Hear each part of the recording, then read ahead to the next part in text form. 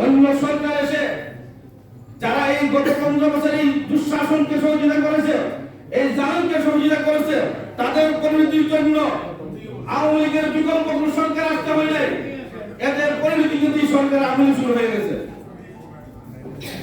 যদি আজকে অন্য সরকার আওয়ামী লীগের বিরোধী অন্য কোন সরকার এসে তাদের বিরোধী অবস্থান নিত, তারা মনকে সান্ত্বনা দিতে পারত, কিন্তু বেনজির মনের সান্ত্বনা দেওয়ার কিছু নেই। আজিজ সাহেব একই পরিণতি হতে যাচ্ছে। এগুলি জুলুমকে, জালেম সরকারকে সহযোগিতা করার পরিণতি, নগদ পরিণতি। অতএব আগামী দিনে বাংলাদেশকে এই যে জালেম শাসকদের কবল থেকে জাতিকে উদ্ধারের জন্য, এই মধ্যম মানুষকে মুক্তি দেওয়ার জন্য নাগরিকত্ব গত 12 বছর যাবৎ একযুগ যাবৎ যে গণ অধিকার আদায়ে যে আন্দোলন করছে, সেই আন্দোলনকে আমরা বাংলাদেশ জাতীয়তাবাদী পার্টির পক্ষ থেকে অভিনন্দন ও শুভেচ্ছা জানিয়ে আমার বক্তব্য শেষ করছি। বাংলাদেশ জিন্দাবাদ, নাগরিকত্ব জিন্দাবাদ, জিন্দাবাদ।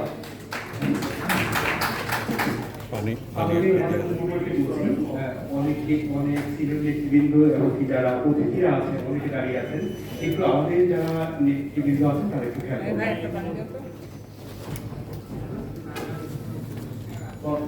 দৃষ্টি আকর্ষণ। এখন আপনাদের স্বীকৃতি নাগরিকত্ব সুদীবৃন্দ, নেতৃবৃন্দ, সবাইকে এই দুপুর এবং বিকেলের আবার শুভেচ্ছা জানাচ্ছি।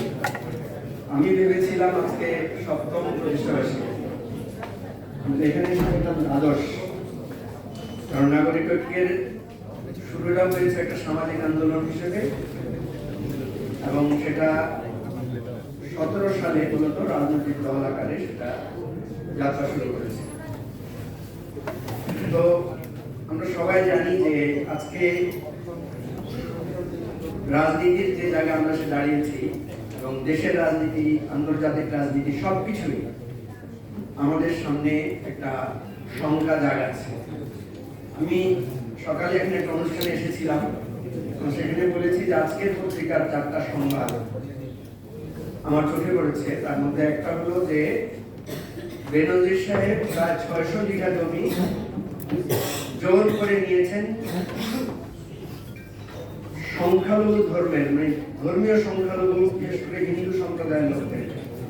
সেখানে বেশ কয়েকজন হিন্দু সম্প্রদায়ের লোকেরা বলেছেন যে কিভাবে পুলিশের ক্ষমতা ব্যবহার করে তাদের জমিটাকে জোর করে নেওয়া হয়েছে।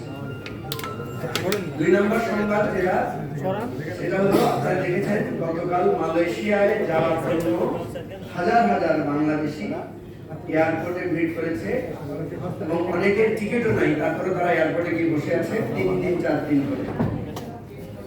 আরেকটা সংবাদ দেখলাম আমাদের পার্শ্ববর্তী দেশের, সেটা হচ্ছে মোদিজি ধ্যানে বসেছেন।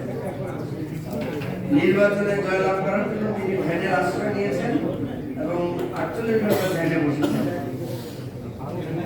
আরেকটি ভয়াবহ সংবাদ হচ্ছে ট্রাম্পের বিরুদ্ধে অভিযোগ প্রমাণিত হয়েছে, এবং অভিযোগ যদি প্রমাণিত হয় তাহলে ট্রাম্পের বিরুদ্ধে শাস্তিমূলক ব্যবস্থা আসতে পারে।